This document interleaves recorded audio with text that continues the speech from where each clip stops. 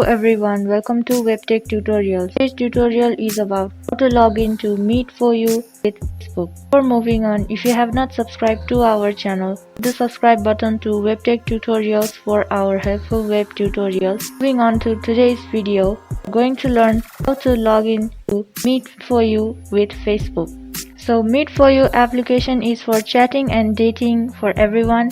You can keep in touch with your friends and enjoy dating over here. You can download Meet4U application freely from Play Store. Now tap open the application and you can see at the bottom there are login options. So we will go with login with Facebook. You should also be logged into your Facebook from your Facebook application here. Now Meet4U will ask access for you to take information from your Facebook. So if this is your Facebook username, then tap on continue as username button. Then you can proceed to the login for Meet4U with Facebook.